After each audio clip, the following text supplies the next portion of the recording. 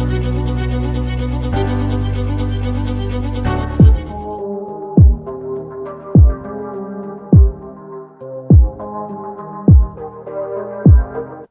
Guys, कैसे हैं आप सब। आई होप आप सभी अच्छे होंगे। तो गाइस, आज की वीडियो के अंदर हम बात करने वाले हैं पिट्यूटरी ग्लैंड और पीनियल ग्लैंड के बारे में। तो सबसे पहले हम देखते हैं पिट्यूटरी ग्लैंड। तो जैसा कि आपको पता है, पिट्यूटरी ग्लैंड है उसको हम मास्टर ग्लैंड के नाम से भी जानते हैं। तो इसका जो डायामीटर होता है वो होता है 1 सेंटीमीटर। इसका जो शेप होता है वो होता है ओवल जैसा, अंडे जैसा। उसके बाद में जो इसका वेट होता है वो होता है 500 मिलीग्राम। और ये जो पिट्यूटरी ग्लैंड जो होती है वो हमारे ब्रेन के अंदर सिचुएटेड होती है।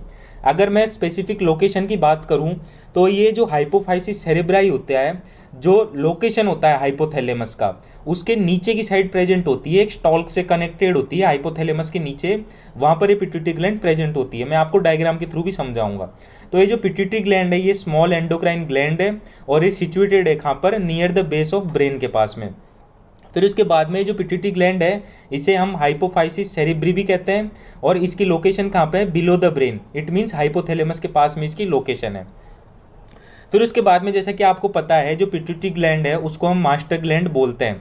मास्टर ग्लैंड हम इसे क्यों कहते हैं, क्योंकि ये नंबर ऑफ हार्मोन प्रोड्यूस करती है और ये कंट्रोल करती है जो बाकी की जो एंडोक्राइन ग्लैंड्स हैं उनके सिक्रीशन को, उनके फंक्शंस वगैरह को, उनको कंट्रोल करने का काम किसका होता है, पिट्यूटरी ग्लैंड का होता है। इस वजह से इसे हम मास्टर ग्लैंड बोलते हैं। और जब आपने 9th-10th में पढ़ा होगा तब आपने ये भी पढ़ा होगा, मास्टर ऑफ मास्टर ग्लैंड हम हाइपोथैलेमस को बोलते हैं। हाइपोथैलेमस को हम क्यों बोलते हैं, क्योंकि हाइपोथैलेमस जो होता है ना वो पिट्यूटरी ग्लैंड को कंट्रोल करने का काम करता है। इस वजह से हम हाइपोथैलेमस को मास्टर ऑफ मास्टर ग्लैंड बोलते हैं। फिर उसके बाद में जो पिट्यूटरी ग्लैंड की लोकेशन है वो है, ये पिट्यूटरी फोसा जो होता है स्पिनोइड बोन का, वहाँ पर ये प्रेजेंट होती है सेला टर्सिका के अंदर। तो जो कैविटी होती है स्पिनोइड बोन की, जिसे हम सेला टर्सिका बोलते हैं, वहाँ पर ये प्रेजेंट होती है पिट्यूटरी ग्लैंड। फिर उसके बाद में it connect to hypothalamus by pituitary stalk या हाइपोफिजियल स्टॉक। तो जैसे कि मैंने आपको बताया, जो हाइपोथैलेमस है उसके नीचे की साइड एक स्टॉल्क प्रेजेंट होता है, उससे जुड़ी हुई रहती है पिट्यूटरी ग्लैंड। मैं आपको डायग्राम में दिखाता हूँ। यहाँ पर ये देखो, ये ऊपर की साइड तो हाइपोथैलेमस है और ये नीचे की साइड जो स्टॉल्क है इसे ही हमने क्या बोला है, हाइपोफिजियल स्टॉल्क बोला है। इससे ही जो पिट्यूटरी ग्लैंड होती है वो कनेक्ट होती है।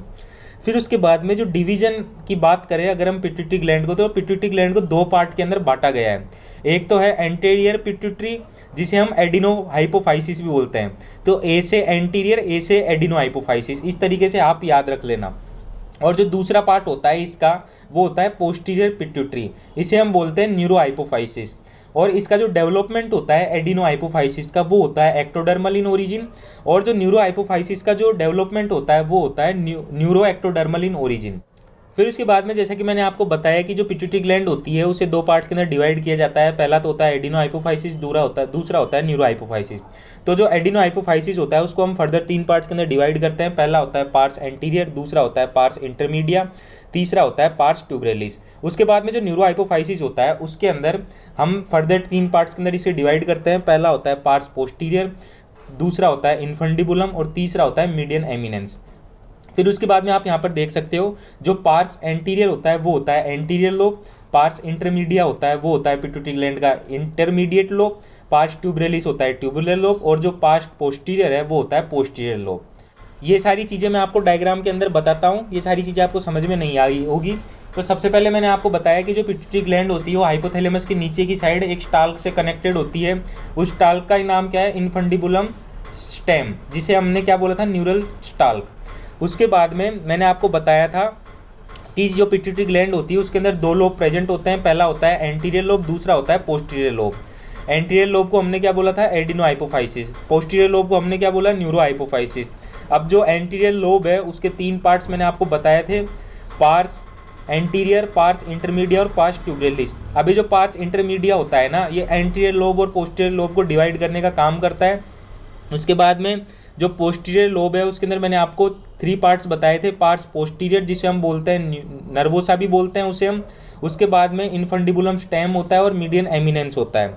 तो ये तो बात कर ली हमने डायग्राम के अंदर, हमने पिट्यूटरी ग्लैंड को अच्छे से समझ लिया। फिर उसके बाद में between 2 division there is a relative smaller avascular structure called pars intermedia. मैंने आपको बताया ना, दोनों डिवीजन के बीच में कौन सी स्ट्रक्चर प्रेजेंट होती है, पार्स इंटरमीडिया, और ये किसका पार्ट है, एंटीरियर लोब का ये पार्ट है। फिर उसके बाद में मैंने यहाँ पर फंक्शन समझाया हुआ है जो हाइपोथैलेमस है वो कैसे कंट्रोल करता है पिट्यूटरी ग्लैंड को।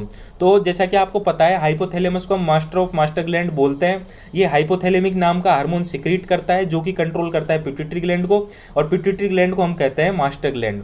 फिर उसके बाद में जो ये पिट्यूटरी ग्लैंड होती है ये न्यूरो हार्मोन सिक्रीट करती है रिलीजिंग, और ये इनिबिन हार्मोन होते हैं जो कि कंट्रोल करते हैं दूसरी एंडोक्राइन ग्लैंड्स को। फिर उसके बाद में hormone secreted by pituitary gland. अब कौन कौन से हार्मोन सिक्रेट करती है पिट्यूटरी ग्लैंड वो हम देखते हैं। तो एंटीरियर लोब जो होता है जिसे हमने कहा एडिनो हाइपोफाइसिस, वहाँ से growth hormone, thyroid stimulating hormone, adrenocorticoid tropic hormone, prolactin hormone और गोनेडोट्रोफिन फॉलिकल स्टिमुलेटिंग हार्मोन और ल्यूटिनाइजिंग हार्मोन, ये सिक्रेट करता है एडिनो हाइपोफाइसिस। फिर उसके बाद में जो न्यूरो हाइपोफाइसिस है जिसे हमने पोस्टीरियर लोब कहा, ये ऑक्सीटोसिन रिलीज करता है और एंटी डायूरेटिक हार्मोन या वेसोप्रेसिन रिलीज करता है। तो ये इतने टाइप्स के हार्मोन सिक्रीट करते हैं एडिनो हाइपोफाइसिस और न्यूरो हाइपोफाइसिस। फिर उसके बाद में अगर मैं ब्लड सप्लाई की बात करूँ पिट्यूटरी ग्लैंड की, तो यहाँ पर हाइपोफिशियल आर्टरी ब्लड सप्लाई है इसकी। और क्लिनिकल एक्सपेक्ट की बात करें हम तो पिट्यूटरी ग्लैंड के अंदर ट्यूमर्स हो जाना या हाइपोफिशियल का इनलार्जमेंट हो जाना। तो गाइस ये तो बात कर ली हमने पिट्यूटरी ग्लैंड के बारे में, इतना ही देखना था आपको पिट्यूटरी ग्लैंड के अंदर, इससे ज़्यादा आपको कुछ नहीं पढ़ना। आपको लोकेशन पता होनी चाहिए। पिट्यूटरी ग्लैंड जो होती है वो हाइपोथैलेमस के नीचे की साइड एक स्टॉक से कनेक्टेड होती है। फिर उसके बाद में अगर हम बात करें पीनियल ग्लैंड की, तो ये जो पीनियल ग्लैंड जो होती है ये भी ब्रेन के अंदर सिचुएटेड होती है, और पीनियल ग्लैंड का दूसरा नाम है वो है एपीफाइसिस। ये भी बहुत छोटी स्मॉल एंडोक्राइन ग्लैंड है, और इसकी जो लोकेशन है वो एपिथैलेमस पे प्रेजेंट होती है डाइस इंसेफेलिक एरिया पे, अबो हाइपोथैलेमस। तो आपको पता है जो डाइसेफलोन होता है उसके 3 पार्ट्स होते हैं, एक तो होता है एपिथैलेमस, एक होता है थैलेमस और तीसरा होता है हाइपोथैलेमस। तो हाइपोथैलेमस पे तो मैंने आपको बताया, हाइपोथैलेमस पे तो पिट्यूटरी ग्लैंड प्रेजेंट होती है, और जो एपिथैलेमस होता है वहाँ पर पीनियल ग्लैंड प्रेजेंट होती है। अब जो पीनियल ग्लैंड जो होती है इसका जो वेट होता है वो 170 मिलीग्राम होता है। इसका जो शेप होता है वो पियर शेप होता है। उसके बाद में जो इसकी डायमेंशन होती है वो होती है 8x4, और इसका फंक्शन क्या है, ये सिक्रीट करती है मेलेटोनिन हार्मोन ह्यूमन के अंदर, जो कि इनिबिट करती है प्यूबर्टी को बाय इनिबिटिंग गोनाड्स। तो ये क्या करती है, मेलेटोनिन नाम का हार्मोन सिक्रीट करती है ह्यूमंस के अंदर जो कि प्यूबर्टी को इनिबिट करता है। और ये किस तरीके से इनिबिट करता है, जो गोनाड्स होते हैं वहाँ पर ये एक्ट करता है और इनिबिट्स करता है गोनाड्स को। फिर उसके बाद में जो पीनियल ग्लैंड जो होती है वो कॉमनली कैल्सीफाई हो जाती है मिडिल एज के अंदर। आपको पता है जो हमारी प्यूबर्टी है वो 13-14 साल के अंदर हमारी प्यूबर्टी आ जाती है। उस टाइम पर जो पीनियल ग्लैंड जो होती है ना ये कैल्सीफाई हो जाती है मिडिल एज के अंदर। और ये जो पीनियल ग्लैंड जो होती है स्लीप वेक अप साइकिल को भी रेगुलेट करने का जो काम है वो पीनियल ग्लैंड का होता है। तो यहाँ पर पीनियल ग्लैंड के 2 काम है, पहला तो है इनिबिट करती है प्यूबर्टी को, दूसरा है रेगुलेट करती है स्लीप और वेकअप साइकिल को।